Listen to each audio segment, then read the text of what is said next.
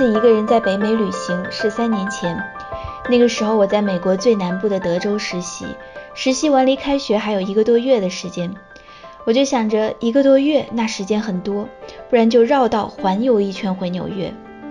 我就买了一份国家公园地图，把几个国家公园连在一起，粗糙地拟定了一个简单的环游路线。最初的计划是我从最南端的 Big Bend National Park 走起，穿越 Arizona 一路北上，前往最西北角的 Olympic， 最后再一路向东去纽约州。那个时候是21年的8月份，那是我第一次自己去旅行。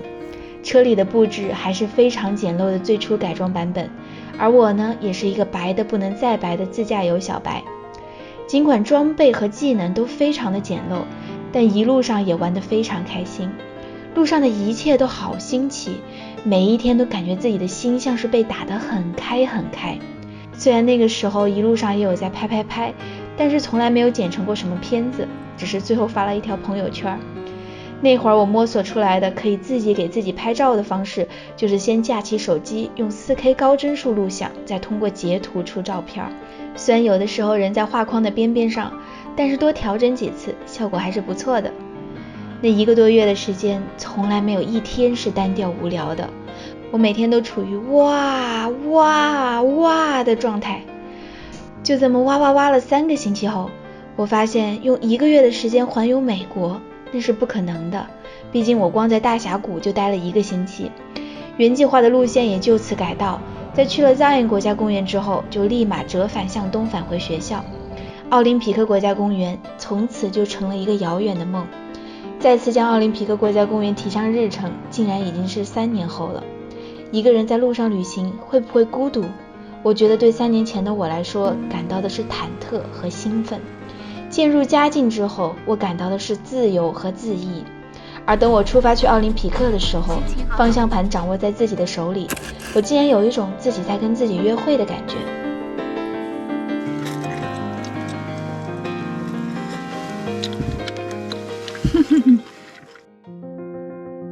在正片开始之前，想要特别感谢本期视频的赞助商 Villeful 提供了这款优秀的行车记录仪。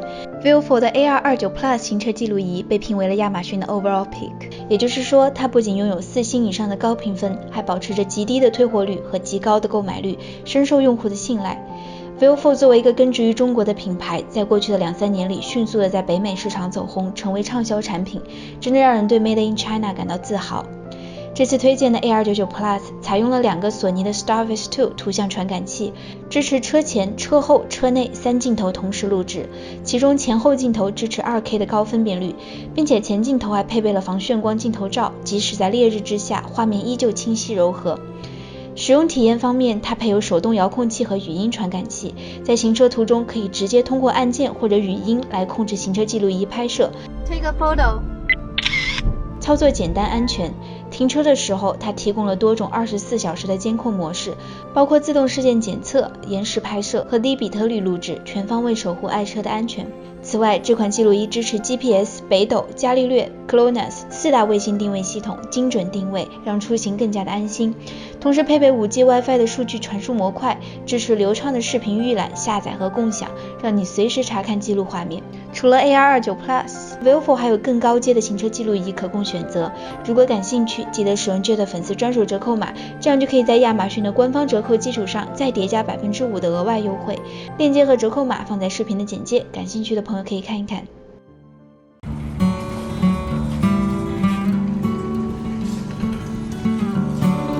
98美分的苹果，这个看着觉得好漂亮，红的发亮。柿子是肯定要来一点的，我最喜欢吃柿子。这是脆柿，牛油果3美金6颗，洋葱来一个48美分 ，celery 来一个98美分。香菜他们正在上货，这个香菜是最新鲜的。排骨看起来好棒，2块48每磅。我挑一个肥小的，这个看起来很乖。哇塞，这里居然有五花肉，哇，这个太漂亮了。但是我已经有排骨了，下次再吃五花肉。见到五花肉太难得了。来一瓶蜂蜜，既然有了排骨，就做一个蜂蜜烤排骨。这个辣椒好漂亮，来2颗做装饰，再来几颗西兰花，搞定。我感觉这个4天的量应该没有问题。一共23美金。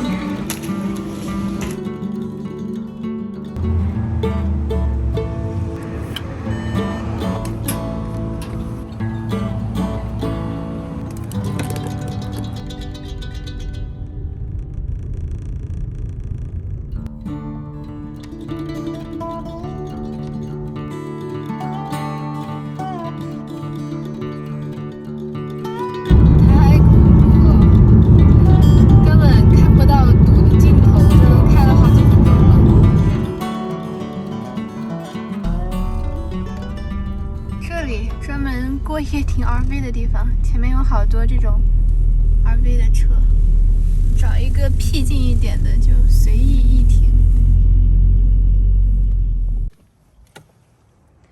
赌场停车场还是很安静的，很安全的。这里就是赌场，走去看一看呢。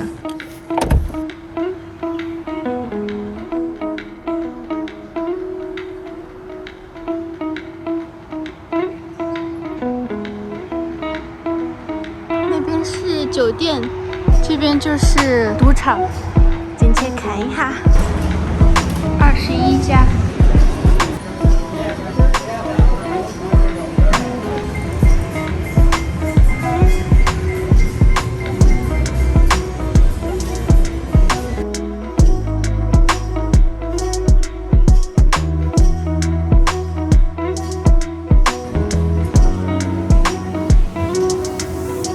没啥好玩的。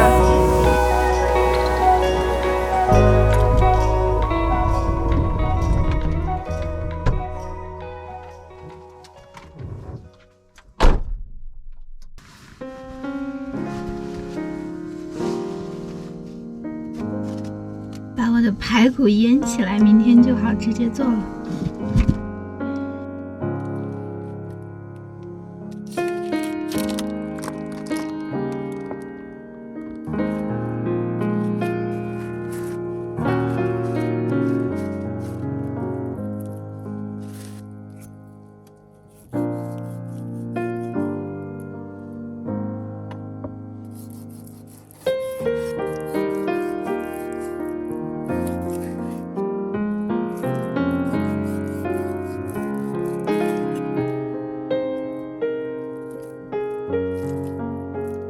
酱油、番茄酱，之前的黑醋糖浆已经太久没用，沙化了。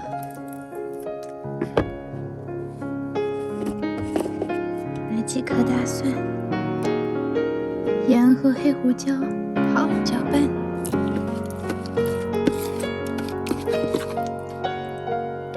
OK， 感觉可以。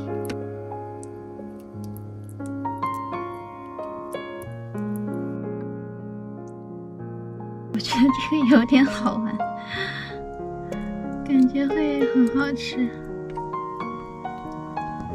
就把它这样包起来，然后放一晚上，放入冰箱。还剩下的这一点点碎肉，今晚上吃了吧。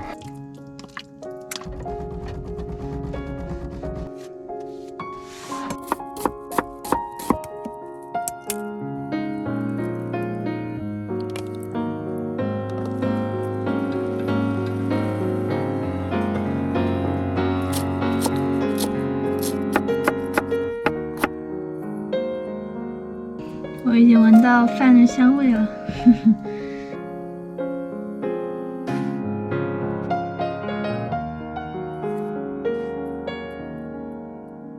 再放颗牛油果，撒芝麻，搞定。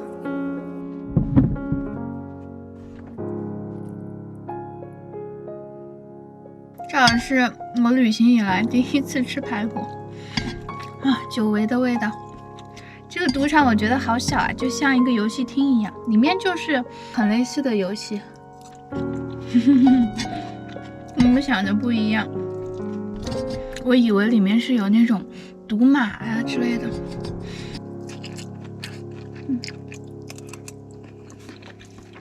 好吃。我也不知道这叫啥，牛油果排骨拌饭吧。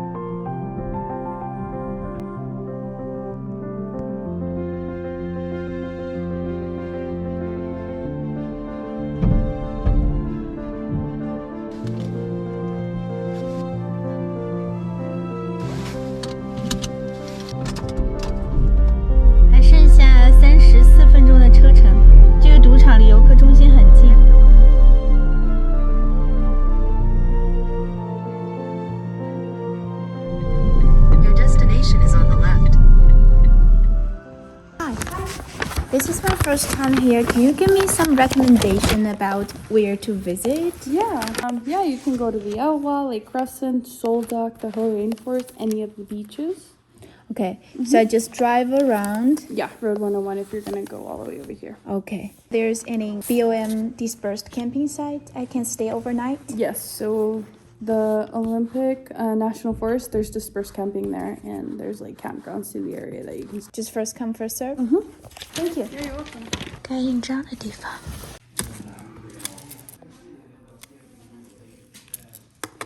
哒哒。Temperature and terrain, weather and topography have created a land of constant contrasts. Isolated for eons by glacial ice, the entire Olympic Peninsula has evolved its own distinctive patchwork of multiple habitats. At the heart lies Olympic National Park, where dramatically different ecosystems converge into a spectacular mosaic of interdependent worlds.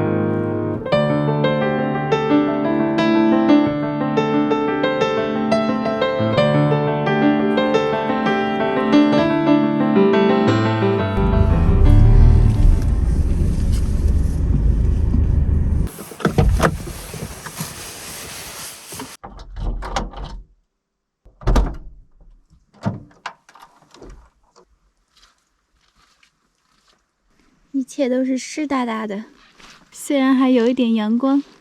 这个露营地它其实是一个环形，就是这样环了一整圈，但是现在就只有我一个人。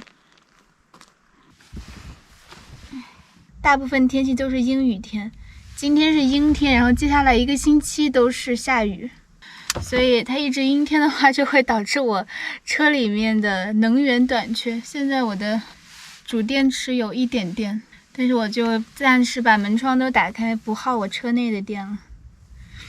所以这是为什么我这几天一定要到奥林匹克国家公园来一趟，然后接下来就会一直下雨了，所以我估计我可能就会往加州方向走，然后往内陆走，然后到德州，再从德州入境墨西哥，这是我的冬季计划。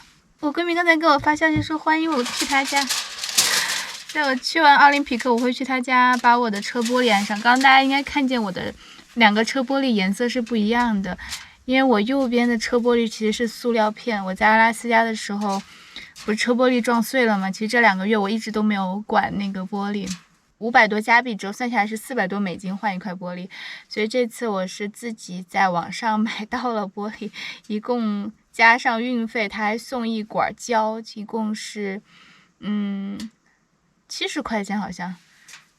所以我准备这回去闺蜜家，然后我自己尝试一下换玻璃。这次烤猪排我的方法是我现想的，我是这样想的：我先在这个锅底部放一些锡纸，然后我包2个土豆，然后在土豆上面再铺一层锡纸，然后放上我的猪排，相当于把这个9英寸的锅变成了一个双层的烤箱。我想象中应该可以，但是试一下吧。我觉得拿锡纸把土豆包起来的话，它应该就不会直接跟锅接触，然后变糊。如果这个成功，我这个9寸的锅就可以完全取代我的折叠烤箱，相当于把土豆变成了一个烤架一样，然后就把排骨放在它上面。我知道大家很多看我之前的视频，然后有跟着我一起买这个锅，拿到手的朋友都非常喜欢。反正这在我这儿，它就是一个露营用的百变万能锅。这个烤排骨也是它的一个新的用途的探索，让我们来一起拭目以待。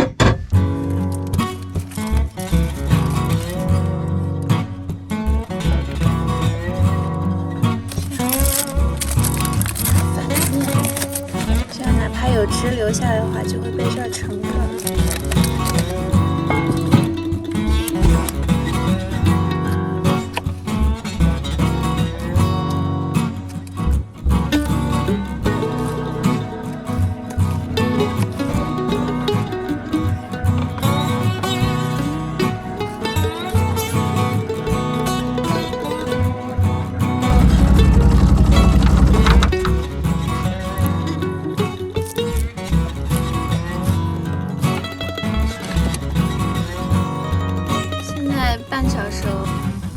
烧20分钟吧。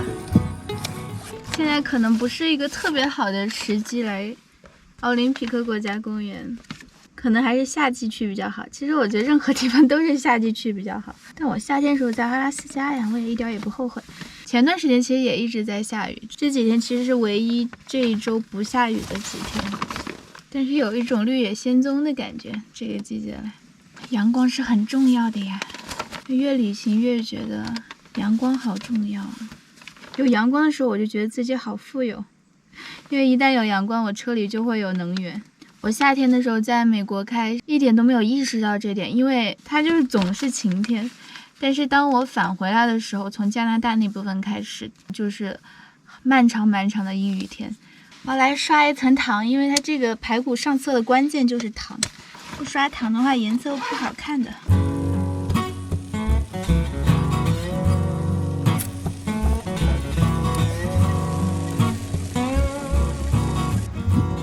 继续烤20分钟。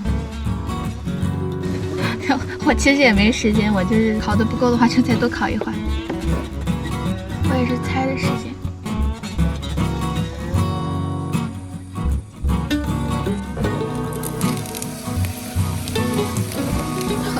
有好多汤汁出来了，塞一点。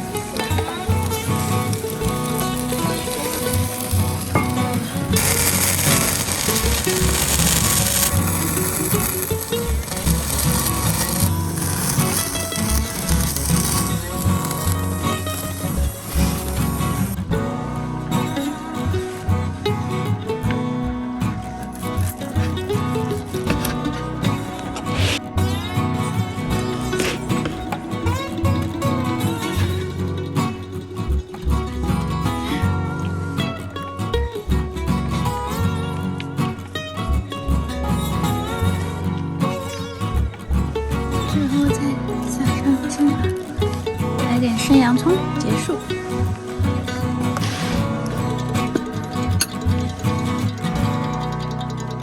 有些排骨汁把它倒进来。看这个土豆已经软掉了。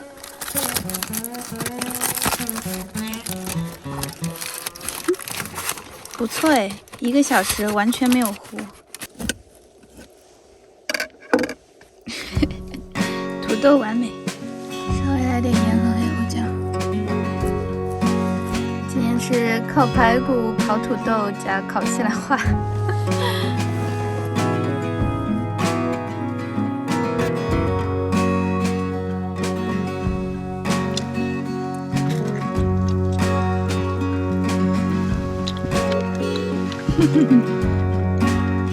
可以，肉很嫩，但是这个要最佳口感，我觉得还要再烤个30-40分钟吧。但已经很嫩了。